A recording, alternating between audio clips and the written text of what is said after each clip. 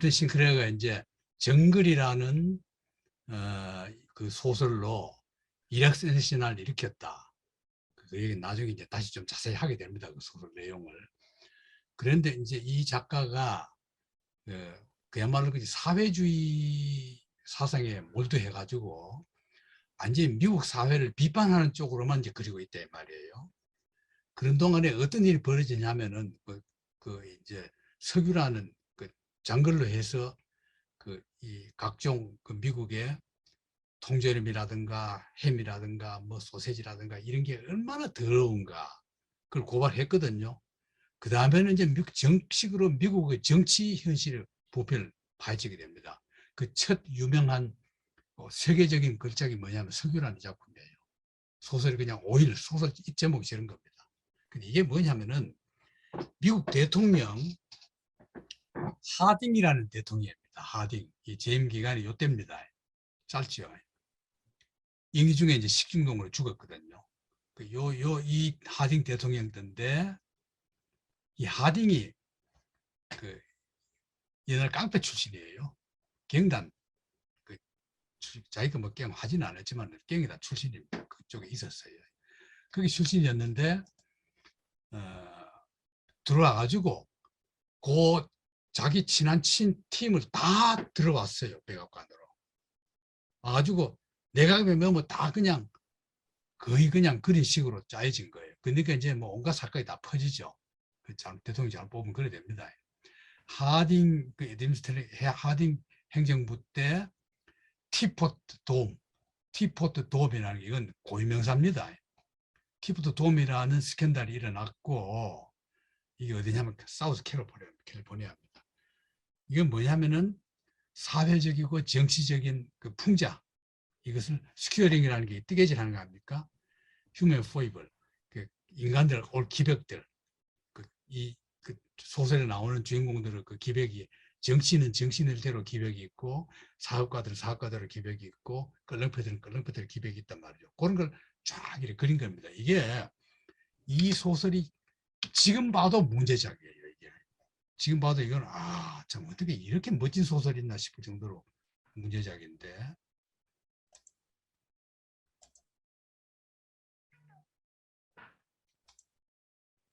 이게 이제 이 소설이 그냥 서점에만 그냥 팔면 안 팔리거든요. 소설로만 알고. 그러니까 이게 업튼 싱클레어 작가입니다. 작가가 아예 자기 오일 소설 제목 써가지고는 팜프렛판으로 만들어가지고 축소판으로 리프 에디션입니다. 피그라는 게 무화과잖아요. 피그 리프 그 이런 조그마한 그 선점 팜프렛 만들어가지고는 거리에서 이걸 파는 겁니다. 그러니까 이거 센세이션을 일으켜버린 거죠. 이 작품이. 이랬는데 이 뭐냐 실제 사건입니다. 이걸 한번 들어보면 미국은 오늘은 미국하고 비슷해요. 티포트 돔 스캔들은 브라이버리 그 부패죠. 부정이죠. 부정 사건인데 어딨냐 미국에서 1921년부터 22년 사이에 일어났고 하딩 대통령 시절에 일어났다. 시크레터리 오브 디 인테리어 알버트 베컨 이거는 내무부 장관입니다. 우리나라식으로 하면 내무부 장관이에요. 이게 이제 이런 겁니다. 이거 이제 영어 볼 필요 없이 내가 설명을 하면 이해됩니다. 이때 미국의 석유 산업은 몇몇 회사들이 그 독점을 하고 있었지 않습니까? 엄청나게 있었는데 석유 산업이 엄청난 특혜 산업이에요. 정부에서 뭐 어떻게 해주면 그냥 엄청나게 부자가 되어버려요.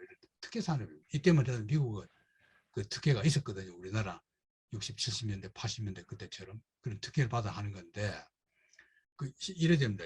저장고가 있는데 그 저장고를 빌려서 쓰는 걸 해군들이 하는 건데 해군들 하면 이제 국방부 관할이거든.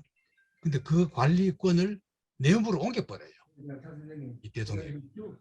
그러면 이제 해군들의 그 석유 탱크가 그 저장고가 관리권이 사실 국방부에 있어야죠. 근데 그 내무부로 옮겨버렸거든. 옮겨놓고 내무부 장관이 부정을 해먹는 거야. 그럼 그 엄청난 저장고를 내부에서 마음대로 관리하라 하니까 자기 가까운 업자들에게 엄청난 커미션을 받고 그걸 빌려줘 버려요. 감쪽같이 했죠. 근데 그게 결국은 들통나요. 들통나가지고 이제 막 그 미국 그 정치 사상 이때까지도 장관급으로 투옥된 거 1호가 바로 이 사건입니다.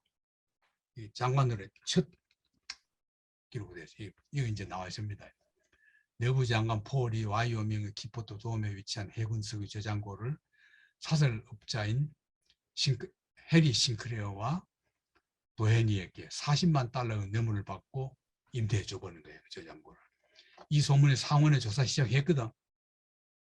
법무부 장관 도어티는 법무부 문서 공개를 거부해버려요. 그러니까 그가 임명한 FBI 수사국장 윌리엄 번스, 이게 이제 에드가 후보라는 유명한 사람이 FBI 국장 되기 직전 사람입니다. 에드가 후보는 여러분 이름 알죠? 에드가 후보는 알아둬야 된다. 미국을 알려면. 오늘의 FBI처럼 권위 있게 딱 적시켜서 만든 거는 후보 국장입니다. 후보 국장입니다. 후보는 전공 교체가 돼도 못 바꿨어요. 뭐 몇십 년 그 FBI 국장을 했거든요. 그게 뭐 권력자들도 후보 앞에 가면 꼼짝 못 하는 거예요. 다 아는 거야. 미국의 비밀을. 그런 사람이에요. 그러니까 이때는 후보 되기 이전이야. 후보 직전에 FBI 국장이거든. 이게 다 돈 받아보고 결탁해가지고는 아예 수사를 못하게 막는 거예요. 정부 기관이 뭐 그냥 무소불위야. 수사요원들이 신문사 편집장들을 위협해 하니까 상원은 협박이한 정부를 세울 거냐고 항의했거든. 신문사들도 마음대로 못해요.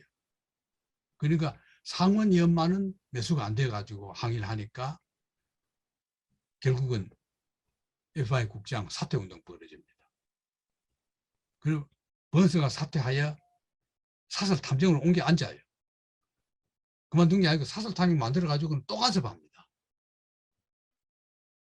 그리고 재판 배심원들 미행까지 다 하고. 이러니까 일부 언론 중에서 좀 진보적인 언론들이 이건 너무하다 해서 고발하니까 이 보수적인 언론들은 그대로 다 옹호하는 거예요. 그 진보적인 언론은 오히려 소수야. 근데 이제 이래야 된 배경이 굉장히 깊어요. 이게 이제 러시아까지 관계가 있습니다. 러시아가 그럼 이때 1920년대 초반에 어떻습니까? 러시아는 레닌 혁명이 일어났거든. 그 짜르 지배의 러시아였다가 1917년에 레닌이 혁명을 일으켰잖아요. 일으켜서 그 내전이 1923년에 끝나요. 레닌 정부 반대하는 전쟁이 그 넓은 러시아 땅에서 계속 일어나고 전쟁했거든요. 그러니까 이제 모스크바하고 일대는 혁명 정부가 들어섰는데 이쪽 시비라 극동 이쪽에는 그대로 그냥 레닌 정부에 반대하는 정권이 있었고 거기에 일본, 미국 뭐 그다음에 그 유럽 여러 나라들이 다 비밀리에 무기와 돈을 다 대준 거예요. 이럴 때인데 이때 미국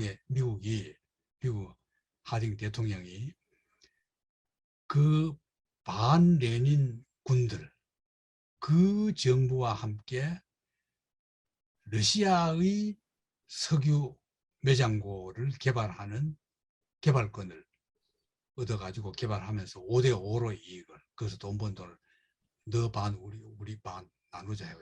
비밀, 극비리의 계약을 해요. 했는데 참 잘 틀어졌어요. 이 사건 안 났으면 그게 될 뻔했어요. 그러면 이제 나중에 결국 레닌이 승리해버리거든요. 그럼 완전 돈만 떼이는 거죠. 그래서 그걸 다 할 찰나였는데 이 사건이 나가지고 이 스캔들이 국내에서 나니까 결국은 그 또 하딩 대통령이 또 죽고 하니까 그 계약이 없어진 걸로 무료화 되어버린 거죠. 그런 사건이 배경이 있었거든요. 그 얘기입니다. 이게 이제 상원에 걸렸던 의원들. 이게 이제 그 사건이 있었던 이 저장고가 어디 있는가 하는데 사진 못 찾았어요. 그래서 바위 뒤에 있었다고 나와 있기 때문에 이걸 한 거고. 이게 이제 영화화된 겁니다. 지금 내가 말했던 그 부패 사건이 이제 부패 사건 그 해먹는 것부터 이제 진행돼 수사돼 가면서 방해받고 뭐 이래 하는 동안에 결국은 다 터져가지고는 장관을 비롯한 여러 사람들이 구속되고 하는 사건을 영화로 만든 겁니다. 이건 이제 화면만 쭉 보시고 이거 지금 여러분 볼 수 있어요. 유튜브에 들어가면. 자, 이랬거든. 이런 사건이 있었단 말이죠. 근데 그때 벌써 이미 정글이라는 사회 비판 소설 썼고, 그 다음에는 석유라는 소설 썼고, 그러니까 뭐 인류 작가가 되어버립니다. 미국에서. 완전히 문제의 작가로 떠올렸단 말이죠. 그랬는데 이제 싱클레어의 부인이 텔레파시에 관심을 가져. 이거 아마 여러분 오늘 이 강의 중에 여러분 제일 좀 혹하는 재미있는 강의일 겁니다. 이게 부인이 가지고 있었는데 이제 실험을 해요. 부인이 그 텔레파시 뭐 가지고 아주 좋다 하니까 실험을 합니다. 아내에게 그림을 그릴 수 있게끔 화질 준비해두고 화필하고 다 준비해두고는 제부가 쉽게 말하면 자기 동생의 남편이죠. 자기 여동생의 남편. 싱크레어 부인의 여동생의 남편이 멀리서 마음대로 행동하는 거야. 그걸 싱크레어 부인이 지금 제부가 뭐 하겠다는 걸 그림으로 그려요. 290회 실험했답니다. 290회를 그렸는데 60회가 정확해요. 이상하죠. 155회는 비슷하고 70회는 실패고, 쉽게 말하면은 멀리서 제보가 뭐 하는지 몰라요. 근데 막 뭐 하는 거야. 그걸 그려. 그 나중에 그 행동한 걸 기록해나가 맞춰보니까 60회, 155회만 290회에서 뭡니까? 상당 부분을 맞춰버린 거예요. 70회만 실패했으니까. 이걸 이제 하는데 텔레파시라는 건데, 이 말은 텔레파시라면 지금 우리는 뭐 보통으로 다 쓰잖아요. 그리스어로, 고대 그리스어로 텔레하는 거는 멀리 텔레폰, 텔레비전은 다 멀리란 뜻입니다. 그 다음 파시 하는 거는 페토스, 그 그리스 말로, 혹은 페디아. 이거는 feeling, perception, 감지하는 거죠. 패션, 정열, reflection, 침투하는 거, experience, 경험, 이런.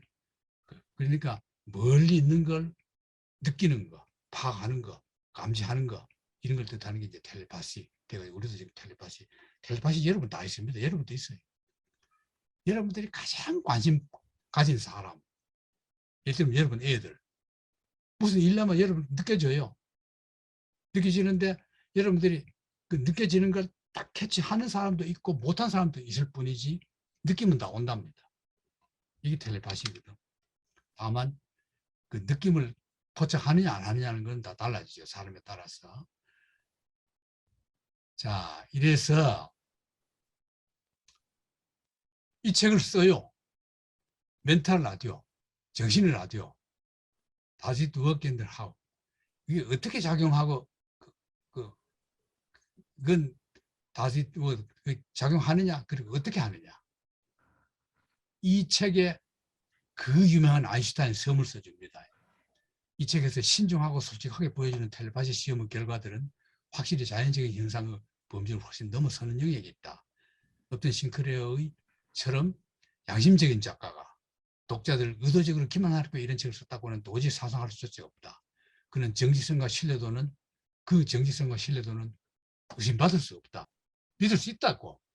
여태 아인슈타인은 상당히 긍정적으로 본 겁니다.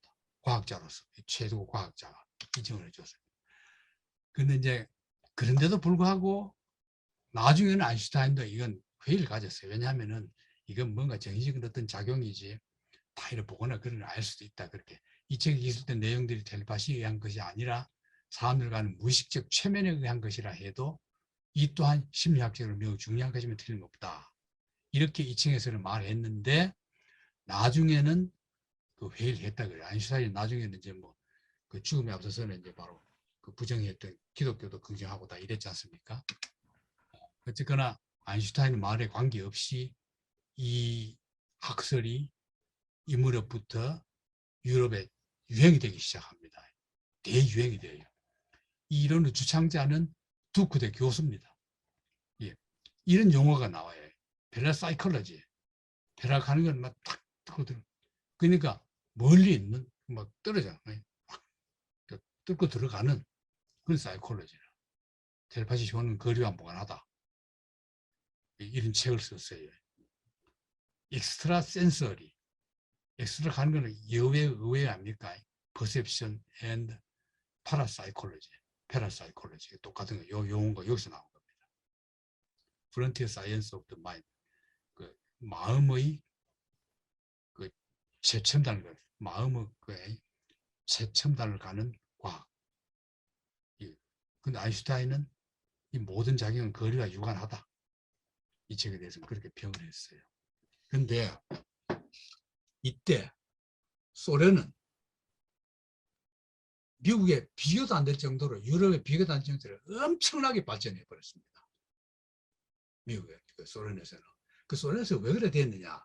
그 이제 이 책에 나와요. 이제 이 학자들이 그 기행을 가거든요. 소련권으로. 이래서 소련권의 4차원 과학이라 이런 책이 우리나라에 이미 1977년에 번역돼 나왔어요. 이게 이제 이 책을 내가 봤거든요. 보고 이제 이번에 강의하면서 다시 이 책을 사고 싶어서 아무리 큰 책방 뒤져도 못 사요. 여러분 하나 사면 좀 제발 보시고 나도 한번 좀 빌려주세요. 책이 없어졌어요. 구할 수가 없어요. 뭐 국립도서관에 검색해봐도 안 나오고 못 찾았는데 어쨌거나 이 책을 내가 이 감방 안에서 심할 때 봤는데 너무나 재밌어요. 이게 오스트랜드라는 사람과 스크루더 두 사람이 공제한 겁니다. 이 두 사람이 소련권에서 국제 대회를 하는데 다녀온 겁니다. 소련에서도 이걸 뭐라 부르느냐, 텔레파시나 심연과학 그래 안 부르고 4차원 과학이라고 부르래요. 국제 4차원 대회 이런 걸 하는 거야, 소련에서. 그 이제 간 거예요.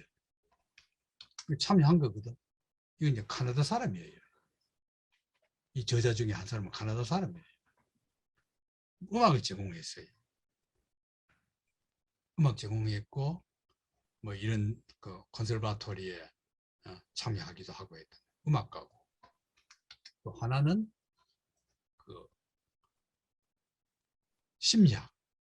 심리학을 제공했고, 이런 사람이거든. 이 둘이 이제 갔단 말이에요. 감리해서 와가지고는 합작으로 이 책을 낸 게 이제 소련권 사책이라는 책이 되어버렸거든요.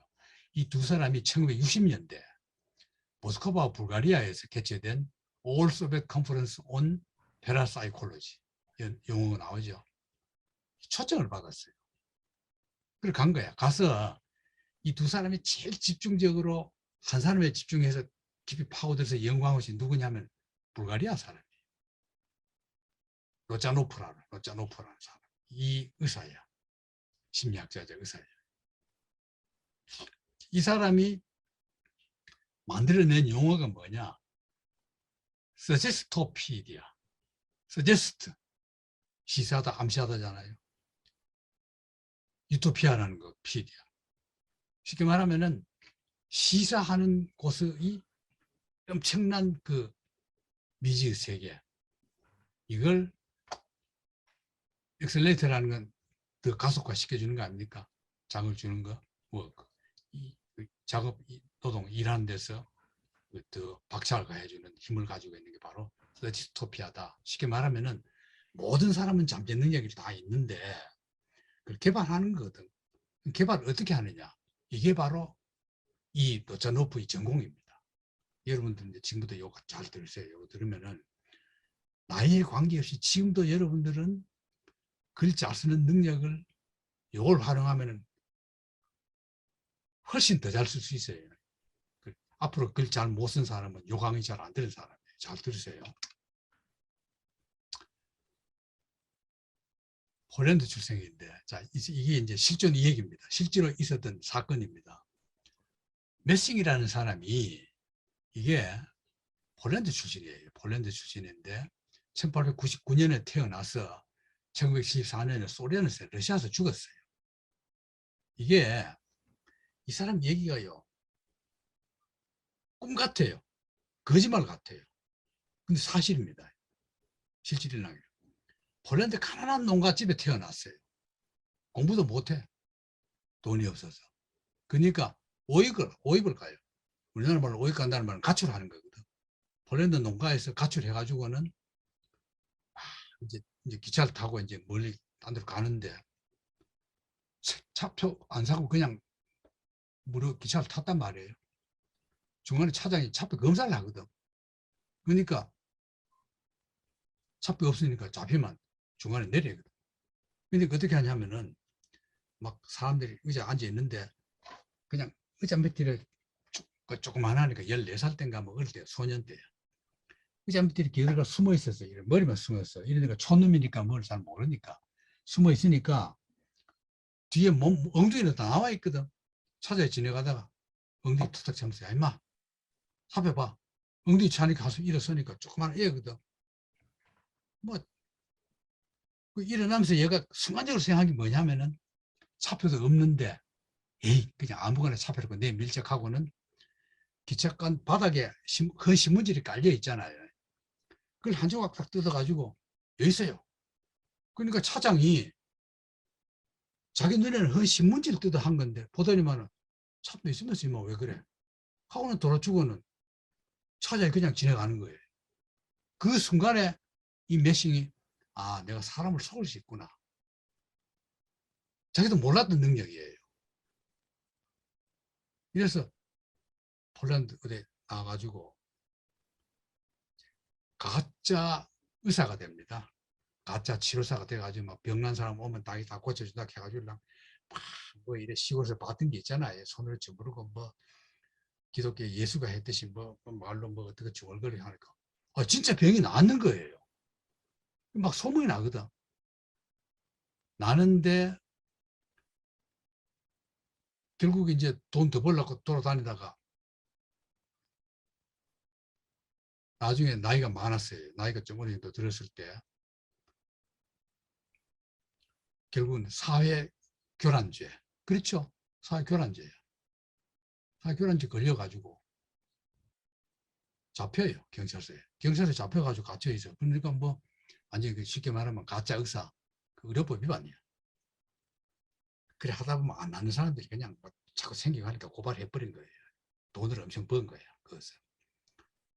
그리고 가짜가 가만히 생각하기는 이제 죽게 생겼거든. 그래 이제 딱 자기가 조사를 받고 있는데 아 내가 이제 여기서 드디어 내 생애가 끝나는구나 생각하고는 되나 마나 내 마음대로 한번 해보자 하고는 딱 앉아가지고 이 경찰서에 있는 모든 경찰들은 다 경찰서장실로 모여라.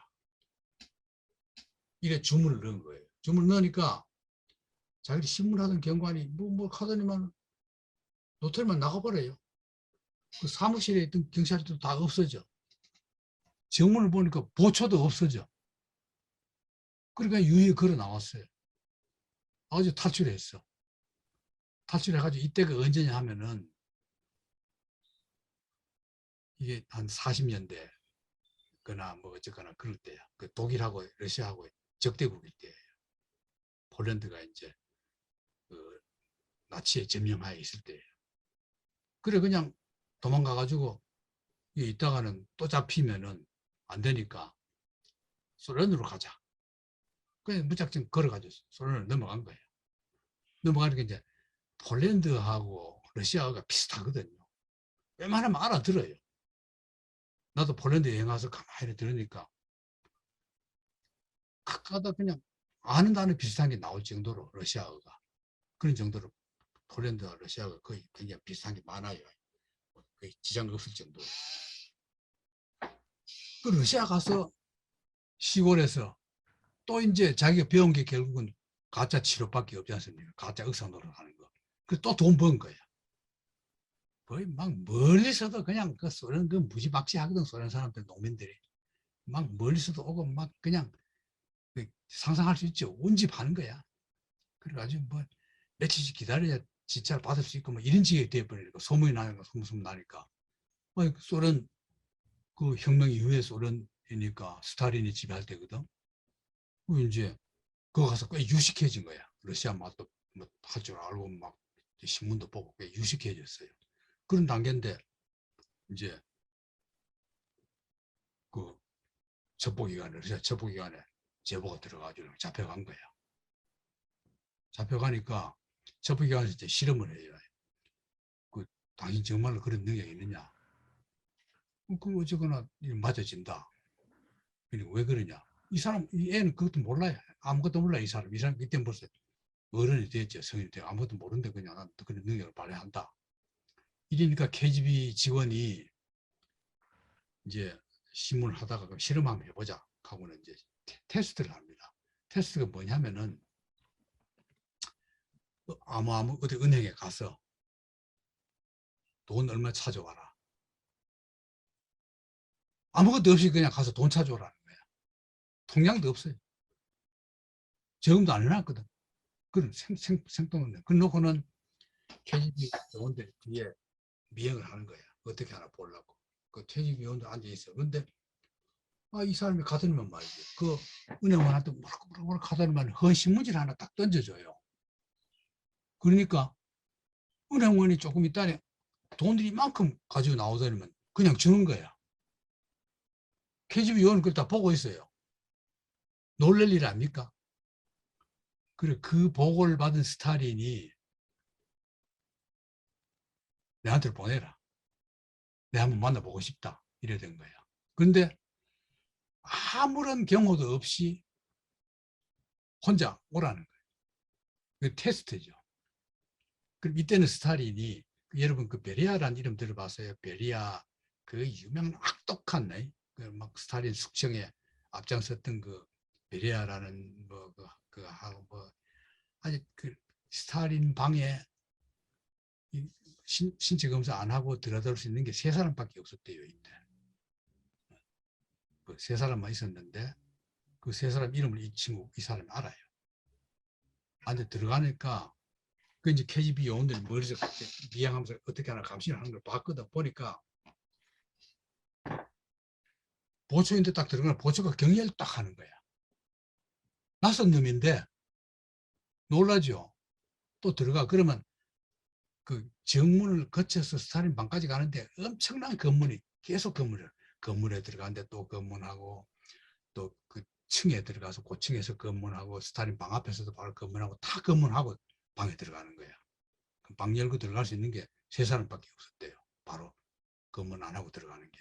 그 정도로 스탈린이 경호를 철저히 했거든. 근데 다 경에 붙이는 거야.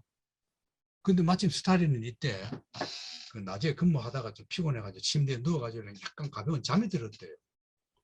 잠이 들어가지고 가만히 있는데 있다가 갑자기 눈을 번쩍 뜨니까 어떤 사람이 자기를 내려다보고 있어요. 그 스탈린이 깜짝 놀란 거예요. 왜? 누구 오면 경호원을 와서 누구 왔다고 그러거든. 없이 그냥 오니까 너무 놀라가지고 누구냐 카이. 난 메시기라는 사람인데 가깝겠어. 보자 그래서 왔다 그러니까 너무 놀란 거야. 스탈린이 어떻게 왔나 물었더니만 들어오면서 보초 때부터 나는 베리아다. 자기를 베리아로 만들어요. 위장도 안 하고 그냥 그 모습 그대로 오면서 상대가 자기를 베리아로 보게끔 한 거야. 어때 거짓말 같지 않아요? 여러분들 그래 되고 싶죠? 이러니까 스탈린이 증명을 해준 거야 그걸. 이래서 스탈린이 기금 명령을 내립니다. 극비 명령이에요. 그래 이놈이 커온 걸 다 성장 과정 듣고는 특별 연구소를 만들어요. 이 패러사이콜로지 연구소를 만들어 가지고 엄청난 지원을 했답니다. 그래가지고 전국에서 이 책에 의하면은 그걸 발견할 때가 대개 14살에서 16살 내지 17살. 그때가 제일 이 인간의 뇌파가 많이 잘 작동할 때랍니다. 그 소년을 전국에서 다 그 수집해가지고 이 학원에 넣어가지고 특별 국비 장학생으로 교육시키는 거. 이게 이제 보낸 겁니다. 그런 교육을 받은 사람들이 이제 여기서 와서 공연을 해요. 이 국제회의에서 국제회의 이제 소련에서 하다가 소련 그 모스크바 시내 관광도 시키다가 어느 강당에 딱 가더니만은 한 그 여자 하나 딱 앉혀놓고 그 교육받은 그 초능력 여자로 하면 앉혀놓고는 가만히 아무것도 안 봐요. 아무것도 안 보고 이 청중을 보고 이렇게 앉아있어요. 여자가 이렇게 다 눈 감고 앉아있고 뒤에는 화면이 떠요. 그러면 어떻게 하냐. 그 지중해에서 러시아 잠수함을 하나 그 자막에 선전해 줍니다. 뒤에 자막으로. 지금 그 소련 해군들이 지중해 잠수함에서 토끼를 죽일 거다. 토끼 새끼를 죽일 거다. 그러면은 그 토끼 새끼를 한 마리 토끼가 새끼 여러 마리 낳잖아요. 그걸 잠수함에 갖다 놓고 언제든지 죽일지 모른다. 죽이도록 자기들이 무선으로 교신하는 거예요.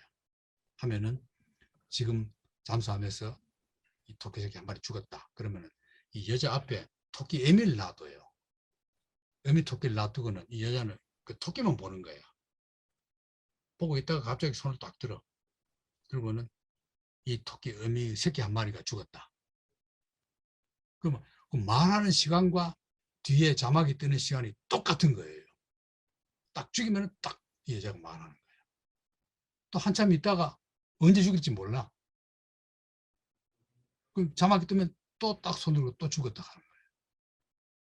그런 그 실험을 이제 보여준 거예요. 참가자. 이 두 사람이 가서 그걸 직접 보고 이 책에 쓴 거예요. 그 다음에는 다른 교실에서 수학 풀기 문제 뭐냐면은 왜 미적분 뭐 이래 수학 공식 막 어려운 거는 모르잖아요. 외울 수 없잖아요. 근데 이 여자는 전혀 수학을 모르는 사람이에요. 그런 미적분 같은 거 전혀 모르는 그 무학자, 무식자야.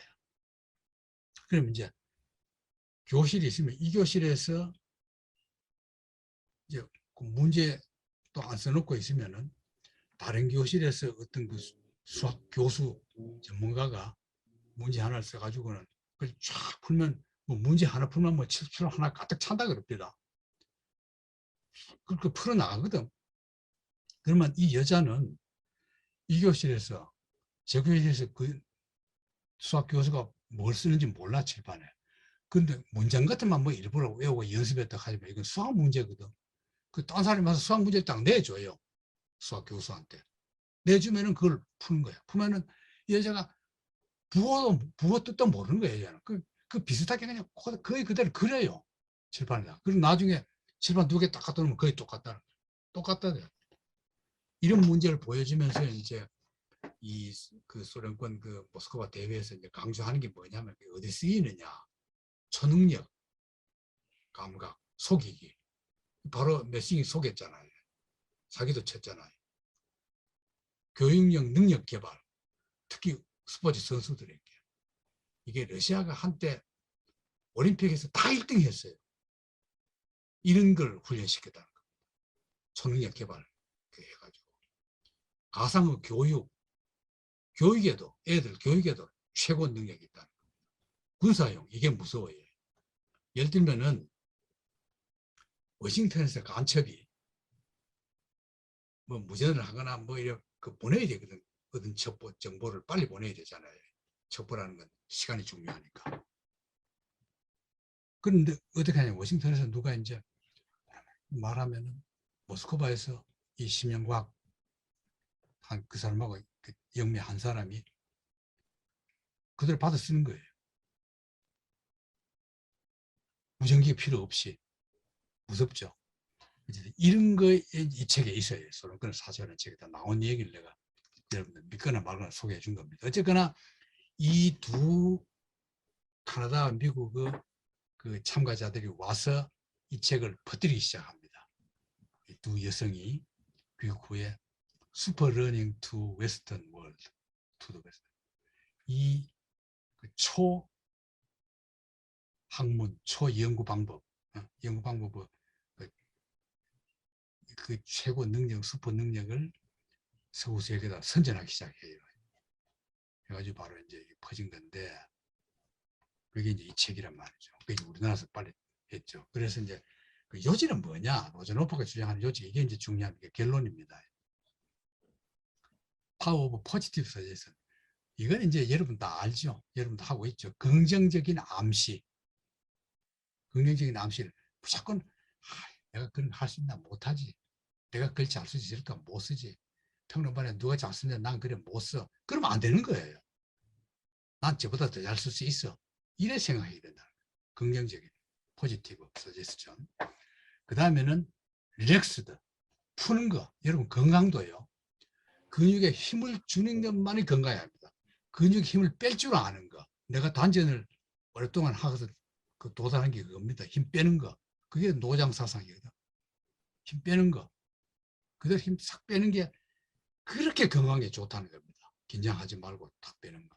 릴렉스 앤드 그 초점을 맞추는 거. 딱 집중. 그 우리식으로 말하는 집중력.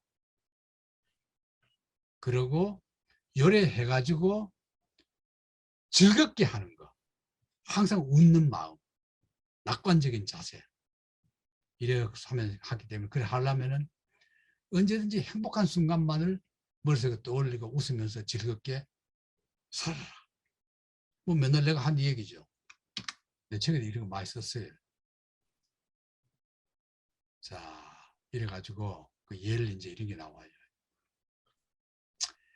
역도 들어오르는 선수에게 499.9파운드까지 들어올리는 훈련을 받았어. 요까지는 돼. 이거 저는 도저히 못해요. 근데 어느 날 500파운드 올려라.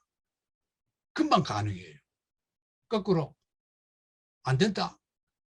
암실 주니까 못 올려요. 이렇게 정신력이 중요한 겁니다. 자, 이제 이게 중요합니다. 로차로프가 정신 안정 위해서 가장 좀 바로크 음악이라고 그래요. 바로크 음악. 바하, 비발디, 핸델, 코렐리, 타르티니, 파쉘벨 뭐 이런 음악을 이게 이제 인간의 심장보다 느린 음악 바로크 음악 중에서 이래가지고 긴장을 푸는 거 이게 좋다는 겁니다. 이래서 이 슈퍼러닝의 3대 요소가 음악, 리듬, 힘 빼기, 힘 빼기. 이 세 개 요소를 쭉 항상 마음속에 두고 이래 하면서 바로크 음악이 좋은 건 뭐냐면은 혈압을 낮추기도 하고 그 다음에는 맥박도 낮추고 그래서 릴렉세이션의 단계에 이르도록 만들어준다. 바로크 음악이 이런 겁니다. 그 리듬 활용법은 이제 세 가지잖아요. 음악, 리듬 뭐냐면은 뭐든지 이렇게 리듬을 타는데 예를 들면 책을 암기하고 싶다 하면은 자기가 똑같은 톤을 읽지 말고 다른 톤으로 자꾸 읽어보라는 겁니다. 부드럽게 읽었다가 큰 소리를 읽었다가 속삭임처럼 읽었다가 명령적으로 읽었다가 그래 하라는 거. 20분 전후 듣기 연습을 해가지고 또 들어도 보고 녹음해가지고 들어도 보고 이게 이제 좋다는 겁니다. 그런데 이게 이제 싱크레어 집에서 비밀 교령회라는 건 내가 전에 빅tor 유고 할 때였지. 빅tor 유고도 그 추방당해가지고 갈 때 나폴레온 3세 독재자에게 추방당해가지고 갈 때 여기에 반해가지고 인간이 절망에 빠지면 이런 거 반해요. 막 열 몇 명의 테이블에 둥근 테이블에 탁 둘러앉아가지고 이래가지고 막 줌을 무당하듯이 줌을 외우고는 이래 보면은 막 자기 죽은 애인도 보이고 부모님도 보이고 막 나타나는 거예요. 그게 이제 교령회라는 게 있거든. 둘러앉아가지고 한 명은 몸이 경직되더니 트랜스 상태에 돌입하면서 뭔가 중얼거리기 시작해요. 이 기독교에서 말하는 방언이라는 겁니다. 방언. 그 기독교 방언이라는 게 다 여기서 근거한 거예요. 있는 거예요. 싱크레어는 오스토자의 영매 이론을 신뢰했어요. 싱크레어 자신도. 그래가지고 이래가지고 우리 전부 다 함께 똑같이 탁자 들어 올려보자. 자기들이 앉아있는 그 탁자가 함께 다 이거 하면은 탁자가 둥 뜰 거다. 10배예요. 그랬더니 뭐 반할 만한 걸 반해야지. 자, 그 다음 넘어갑니다. 여러분들이 그렇게 좋아하는 오드리 헵번 나오는 로마의 휠 원작자가 바로 이 작가입니다. 몰랐죠? 중요한 걸 알았죠? 바로 이 로만 홀러데이입니다. 이 싱크레어, 업튼 싱크레어 작품. 나도 이거 처음 알았어요. 이번에. 몰랐거든. 로만 홀러데이입니다. 포스터. 이 영화 안 본 사람 없죠? 참 재밌죠? 재밌으면서도 굉장히 인간의 삶이 뭐라는 걸 느끼게 하죠. 이걸 보면은 공주보다 그냥 거기서 그 남자하고 결혼해야지 사는 게 더 행복하지 않으실까 그런 느낌이 들 정도로 작가는 그걸 노린 거예요. 근데 이제 영화 자체는 공주로 그냥 돌아가지만은 그래도 좋은 추억이죠. 여러분도 이런 좋은 추억을 가져도 돼요. 자, 그 다음에 또 웻 파레이드. 웻 하는 젖는다는 거 아닙니까? 이거는 싱크레어스, 업던 싱크레어의 에포니머스는 동명의 그런 뜻입니다. 소설 제목과 영화 제목이 똑같은 거예요. 어떤 건 바꿔버리잖아요. 똑같은 걸 에포니머스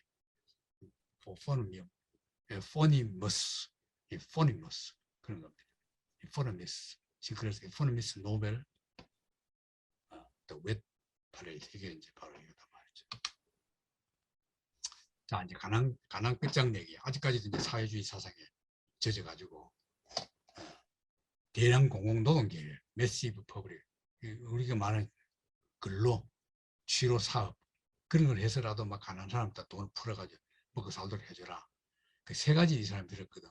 공공노동을 막 장려해야 된다. 세제를 개혁해야 된다. 사실 세금이라는 건 중요하거든. 그런데 아무리 정책한 사람도 세금을 적게 내려고 그래. 연금 제도를 잘 해야 된다. 이때는 뭐 미국 연금 잘 안 돼 있을 때거든. 굉장히 호응을 얻었어요. 캠페인으로는. 그런데 선거에는 떨어졌어요. 출마 많이 했거든. 뭐 캘리포니아 주지사도 출마하고 하원도 출마하고 상원도 출마하고 다 해봤잖아요. 다 떨어졌어요. 근데 나중에 실패했지만은 이 구상은 그 루즈벨트, 프랭클린 루즈벨트의 뉴딜 때 영향을 줘가지고 엄청나게 그 성과를 얻었다고 합니다. 자, 59세 때 사회주의가 결별합니다. 그러고는 이제 레니 버드라는 이게 1940년부터 11권까지 20세기의 서구 문명사를 그냥 시리즈로 쭉 다 쓴 거예요. 그 중에서 제일 유명한 게 용의 이빨.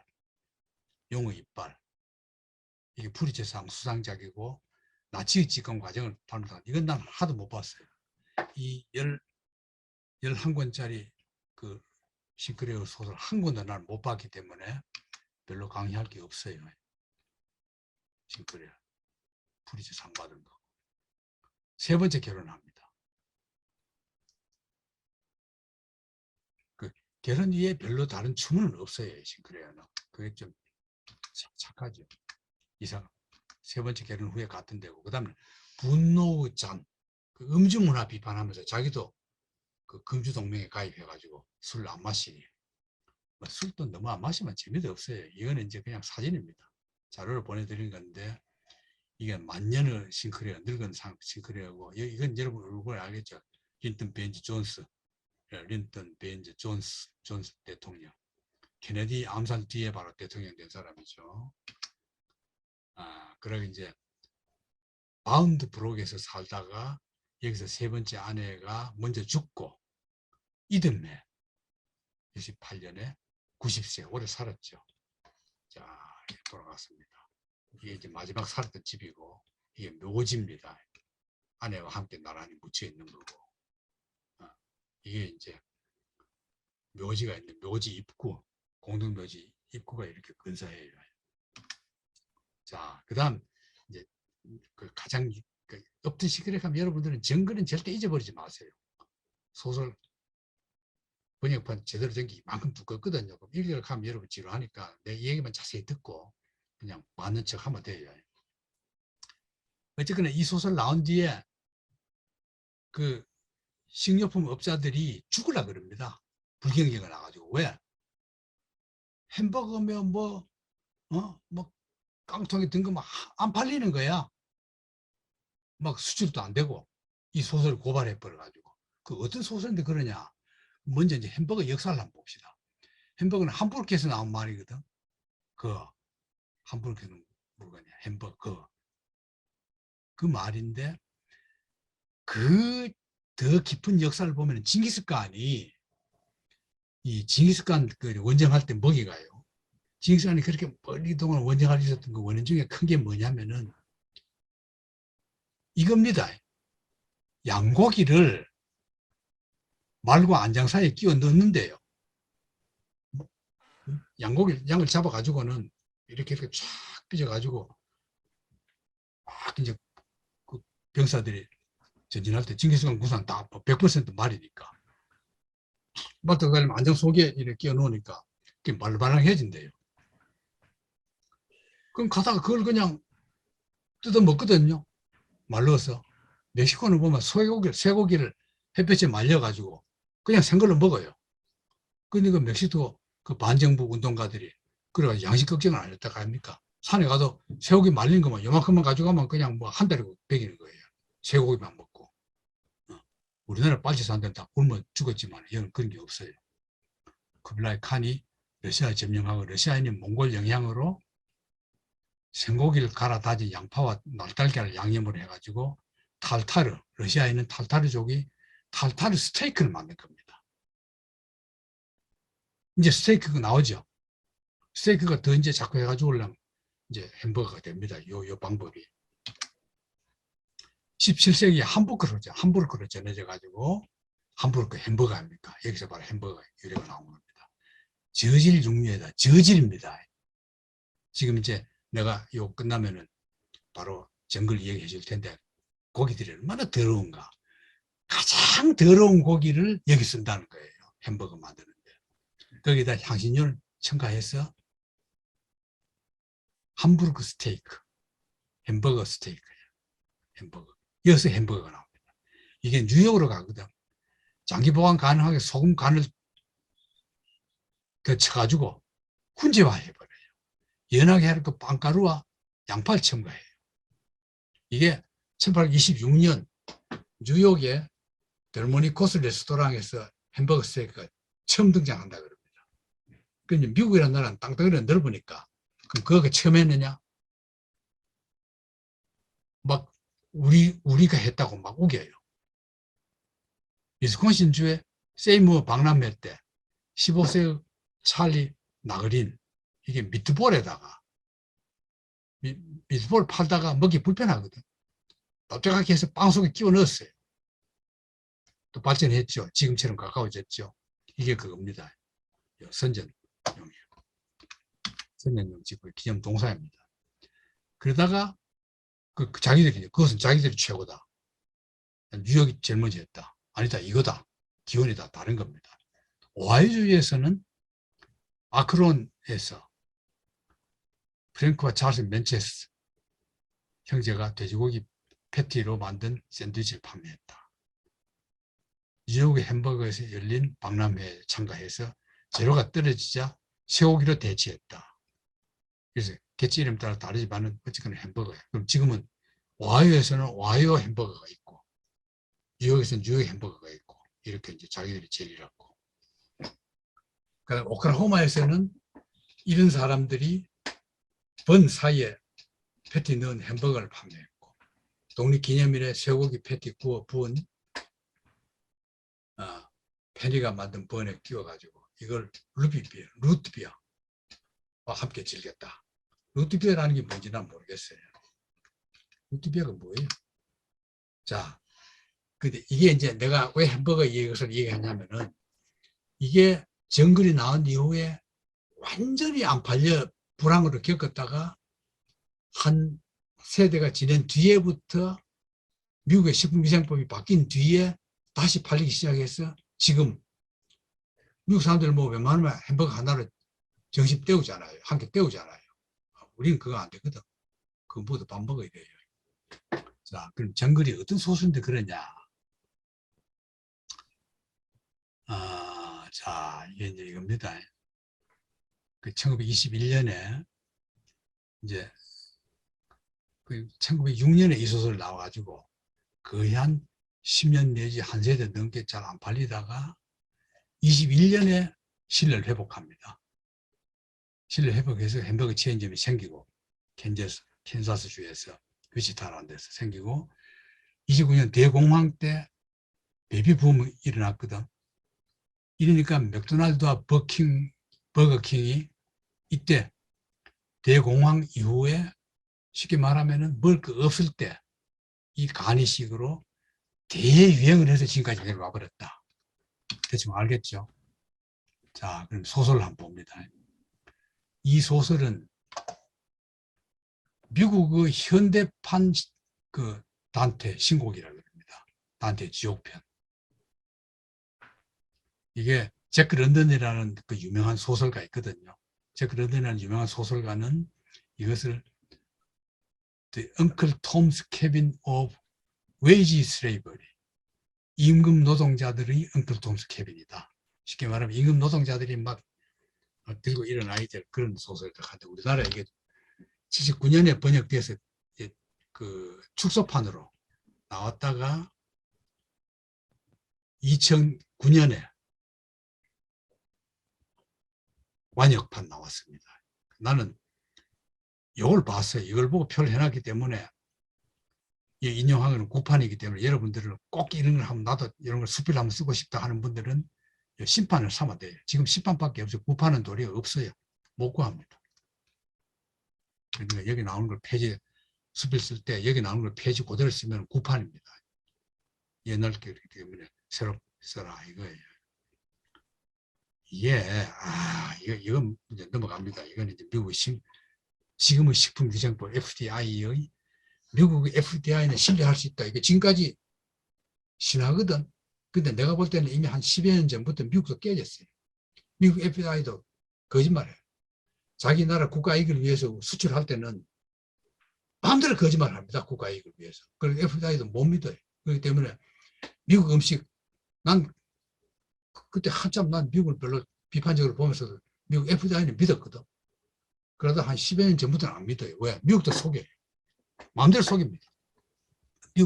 미국 계신 분들에게 좀 미안한 얘기지만은 미국 음식도 이제는 FDI 통과됐다 해도 믿으면 안 돼요. 그만큼 이제 불신사회가 되어버린 겁니다. 돈이 제일이야. 자, 이 소설이 나온 뒤에 이 얘기인데 이때 이제 루즈벨트가 둘이거든요. 여기 나오는 건 시어도 루즈벨트가 우리나라하고 친한 그 프랭클린 루즈벨트는 이보다 더 뒤에 같은 집안 사람이에요. 같은 집안에서 대통령이 둘 나온 거예요. 루즈벨트가. 다 달라요. 혼돈하지만 이거는 앞에 나온 루즈벨트입니다. 이 사람이 이 소설 보고 너무 놀란 거야. 그래서 작가를 불렀어요. 백악관을. 불러가지고 이제 접대하면서 이게 정말이냐, 정말이다. 그랬더니만 루즈벨트가 식품위생법 고쳐라. 그러니까 국회 로비를 해가지고 그 업자들이 막 난리가 났어요. 전부 반대야. 루즈벨트 혼자만 하라는 거야, 대통령이. 그러니까 이 루즈벨트가 고집이 세거든요. 그러니까 막 그 업자들이 그 소설가 엉터리다. 그 싱크레어 루이스 엉터리다. 보지도 않았다 하니까 어떤 싱크레어가 그 자기가 직접 잠입해서 취재했잖아. 자기가 노동자를 근무했거든. 자기 노동 근무했던 걸 그대로 밝힙니다. 밝혀가지고 신문에서 막 그 진보적인 언론들이 막 그 사실을 해요. 결국은 거의 중강제로 이 법을 만듭니다. FDI 처음 미국 만들 때. 업자들이라는 건 미국 업자나 우리나라 업자나 다 그 쿨인 데가 있거든요. 다 부정부패 위생 같은 거 보지도 않고 돈만 벌라 그러거든. 적게 돈 들어가지고 그냥 벌라 하거든. 그 결국은 그렇게 된 건데 이 문제 소설이란 말하자면은 이건 넘어갑니다. 시간이 없으니까. 영화도 돼서 영화가 여러분 영화는 아마 그 구글에 찾아 들어가기 힘들어요. 근데 이 소설이 무슨 소설이냐면은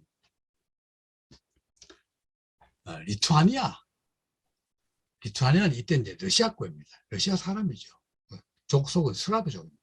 그 소련하고 똑같아요. 풍속이. 종교도 똑같고 종교도 이제 그리스 정교, 그 로마 정교죠. 그리스 종교잖아요. 로마가 아니라 그리스 종교, 동방교회라는 겁니다. 러시아하고 똑같은 거죠. 리투아니아하고. 물론 이제 소련하고 조금 다른 건 있지만은 그러니까 범슬라브족, 그 남동 유럽 쪽에 있는 그 몇몇 나라들이 전부 다 슬라브족이 지배하는 나라고 종교도 똑같고 뭐 민속이나 풍속도 또 비슷한 그런 거란 말이죠. 거긴데 그 아주 그야말로 달콤한 그런 지역인데 어쨌거나 여기에 살던 한 그 남자가 미국 가면 좋다. 뭐 평등하고 뭐 어떡 하니까 이리 간 거예요. 영어 한마디도 모르면서 이게 이제 리투아니아 그 미국에서 사는 리투아니아인들이 모여서 이제 축제를 벌이는 장면을 그냥 참고로 넣어놓은 거고 그 리투아니아 고유 춤을 추면서 하는 건데 주인공이 누지르기스입니다. 이 사람이 얼마나 힘이 세냐. 250파운드를 맨손을 번쩍 들다가 차에 실을 수 있는 장사 들어다가 낙관론자예요.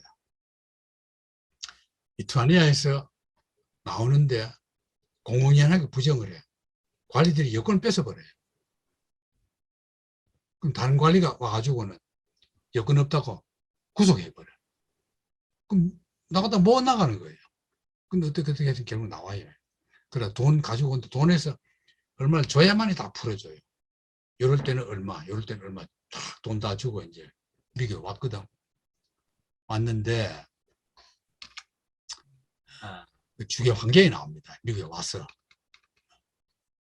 뭐 방에 이제 얼마나 그 나쁘게 사느냐 그런 얘기가 쭉 나오고 주로 영어도 모르고 와서 이제 도살장에 취직을 했거든. 이게 이제 제일 그 이민자들이 와서 처음 접하는 직업으로 제일 하바리 직업입니다. 내가 지난번에 잠깐 얘기했죠. 공장에 어떻다 그랬어요. 돼지들이 수천 마리가 쫙 살아서 들어와요. 실려도 들어오고 막 트럭에 막 몇십 마리씩 그냥 계속 들어오면은 그게 이제 들어가요. 들어가면은 도살시켜서 껍데기 벗겨서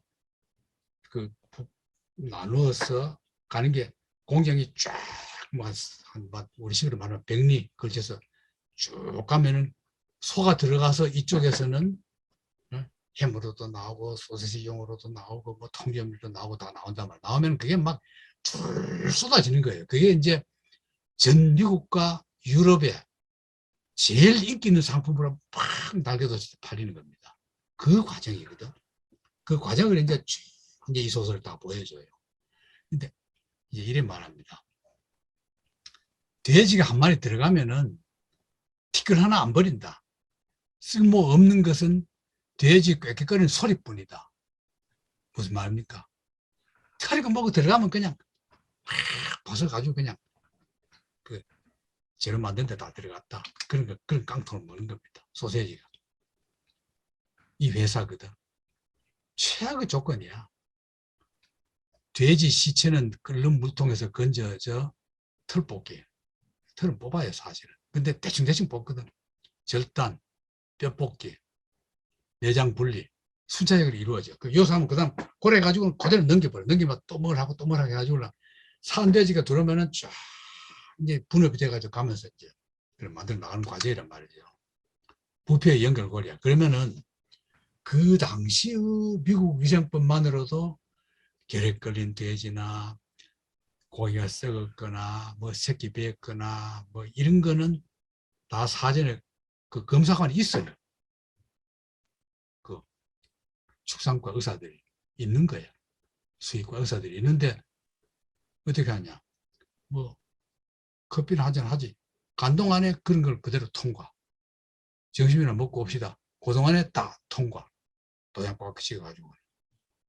아무런 제한이 없이 가는 거예요. 그 검인 도장 찍고 유명한 더햄 통조림. 이름이 더햄이야. 이게 햄이 돼버린 겁니다. 지금 세계로 뻗어가는 거예요. 그 다음 방은 몇 시간 소 4,500마리를 도살 분해 과정. 노조 의형화돼서 노조 간부 자체가 착취, 부패. 조산된 송아지 못 쓰는 게 원칙인데 그대로 새끼 낳는 암소도 금지인데 그대로해. 똥오줌 싸면은 그대로 똥오줌도 넣어버린 거예요. 알겠죠? 이렇게 풍자합니다. 더햄 회사는 솜씨 좋은 연금술사들만이 모여 있다는 것이었다. 양송이 캣잡을 선전해야 됐지만은 직접 만드는 사람들은 양송이가 어떻게 생겼는지도 몰라. 양송이는 하나도 안 들어가. 이 사람들도 양송이가 어떻게 생겼는지 보지도 못했어. 딴 걸로 다 화학점을 써가지고. 닭 통조림을 선전해야 됐지만은 병아리가 고무신을 신고 지나간 만화에 나오는 하숙집 닭 수프 같은 것에 불과했다. 여러분 조상들이 다 그런 거 사 먹었어요. 미국에서. 저 밑에 다 그런 겁니다. 온갖 그냥 불순물이고 뭐가 다 썩어서 그냥 그대로 통조림 속에 집어넣어버려. 그건 맛있다고 사 먹고 말이죠. 썩은 부분 물론이고 버려야 할 부분까지도 깡그리 뒤섞어 만들어내는 겁니다. 이제 알만하죠. 그래, 원래는 1등품, 2등품, 3등품을 했는데 나중에는 화학약품을 처리해가지고 상등품도 1등품, 2등품도 1등품. 그래서 이 구분이 없어져 버려요. 전부 1등품이 돼버려, 고기 자체가, 자료가. 그러면 그거는 이제 여기서 통계를 만들거나 뭐 해서 하는 것도 있고, 재료를 그대로 판다는 것도 있거든. 그럼 재료 그대로 다 1등품으로 팔려가는 거예요. 주의. 이제 예를 들면 이제 고기들이 이래 있는데 퇴근 시간 되면은 퇴근해버리거든. 그러면 뭐 지붕도 뭐 그냥 허술한 지붕에 뭐 비도 스며들고 밤에 비 오면은. 그다음에 쥐들이 시카고 시내에 있는 쥐들이 다 이리 몰려요. 그 들어가서 뜯어먹어. 뜯어보다 배부르면 거기서 잠자. 그럼 노동자들이 와보면 그 잠들어 있거든. 그대로 그냥 넘겨버리는 거야. 그 쥐 통째로 넘어가는 거예요. 그건 약과야. 하도 쥐들이 오니까 노동자들이 쥐를 잡으려고 쥐약을 놓거든. 그럼 쥐약을 먹으면 쥐약이 죽어 있어요. 쥐가 죽어 있어요. 쥐약 먹고 죽은 거 플러스 쥐들이 먹다 남은 쥐약까지도 섞어서 그대로. 그게 통조림이 되고 일금의 요리가 돼가지고 팔립니다. 이거 그렇게. 그러니까 대통령이 미치지 않겠어요. 이거 소설 보고. 베스트셀러 되죠. 독자들이 보고. 이게 장사 안 되죠. 병균이 우글거리고 불합격품 하얗게 곰팡이 쓴 지 오래인 소세지가, 곰팡이 쓴 소세지 유럽으로부터 되돌려졌거든. 거기에 붕사나 그리세린을 투약시킨 후에 다른 소세지 함께 다시 국내 시장으로 보내죠. 그 반품 들으면 따가지고는 다 섞어가지고 새는 만든 섞어가지고 그대로 그냥 또 미국 국내 시장 보내버려. 유럽에서 반품된 걸. 톱밥 일꾼들 밟고 그냥 장화 신고 그대로 밟고 침 뱉고 병을 울거리는 거 그대로 씻을 여가도 없어요. 그냥 그대로 바빠 만들기가. 말이 창고지. 내가 얘기한 그겁니다. 쥐똥도 들어가고 다 들어가는 요게 다 나오는 얘기예요. 이러니까 루즈벨트가 화가 나가지고 경악을 해서 이제 아까 내가 얘기한 그겁니다. 그 얘기 여기 다 나와. 업자들이 반발하고 뭐 국회의원들도 전부 의용이야. 여야가 없어요. 다 반대야. 다 돈 받아 먹어가지고. 근데 결국 다 해버린다. 이랬는데 결국 가축보다 더 나을 것도 없는 노동자들이라 병들면 일터에서 쫓겨나요. 사람은 여지없어 병들면 쫓아내버려요. 이러기서도 실업자를 전락하다가 비료 공장에 들어갔는데 악취와 독가스로 견디기 어려워. 아내가 두 번째 아이를 가질 무렵에 공장장으로부터 협박당해가지고 불륜의 관계를 가져요. 아내가. 공장장의 아내를 그냥 뭐 저지른 거야. 일을. 그 결국은 나중에 애까지 배가지고 배가 부르니까 감독이 싫어지거든. 공장장이. 싫어지니까 감독이 버려요. 그리고 딴 또 새로운 여공을 또 탈취하거든. 남편, 그 여자는 시커 공장장한테 몸만 뺏기고 또 실직된 거예요. 그 유리기스가 남편이 자기 아내가 그런 걸 알고는 하도 화가 나가지고 그래. 법이 뭐가 없어. 가서 그냥 우라통에 감독 때려 눕혔거든. 근데 유리기스는 구속되고 감독은 아무렇지도 않아요. 다 봐주는 거예요. 실제로 이랬어요. 2년 반 동안 지역을 살았는데 지역 안에서 영어가 안 들어. 재판해도 불리한 거예요. 통역시켜서 말하려고 하면 시간이 없다. 판사가. 간단히 말해라. 말도 못해. 그럼 뭐 안 되는 거예요. 그러면 여기서 쫓겨나면은 지역 살고 나오면은 그게 전 공장에 그 블랙리스트가 퍼져가지고 아무데도 취직이 안 돼요. 우리나라하고 똑같아요. 그래가지고 또 고발당해. 딴 데 가서. 그러면 30일 구류야 벌금. 출소해야 되는데도 법정 비용이 없어가지고 출소도 못해. 감옥에서 며칠 동안 노역을 더 하다가 집에 가니까 집은 이사 가버렸고 아내는 출산 중에 18살 나이로 죽어버려요. 참. 그 아들만 하나 있어요. 아들 또 죽어버려요. 일자리도 없어. 들어갔는데 술만 마셨거든. 그런데 이렇게 막 전락하다가 아들이 죽으니까 술도 안 마셔요. 이게 이제 참 소설가다운 발상입니다. 실제로 그렇게 인간이 절망하면은 정신이 말똥말똥해집니다. 결국은 봐요. 아내가 죽었을 때는 술 마셨으나 아들이 죽고 난 뒤에는 돈이 있는데도 아무것도 안 마시고 걷다가 달리는 열차에 뛰어올라 불황자로 돌다가 어디 떠돌다가 벽러시아인 거지처럼 떠돌다가 벽러시아인 만나가지고 그 집에 가서 하룻밤 자면서 그 자기 고향 생각하면서 향수를 달래는 거예요. 같은 스라브족 그 풍속의 그런 음식 먹고 달래다가 뭐 시카고 가가지고 지어놨은 지하멸 공사도 팔았다가 뭐 온갖 걸 다 합니다. 그러다 다시 이제 불량 통제림이 근데 그러다가 이제 병원에 했는데 입원해서 주는 통조림이 자기는 이미 통조림 공장 노동 경험했거든. 왔는데 가만히 보니까 이게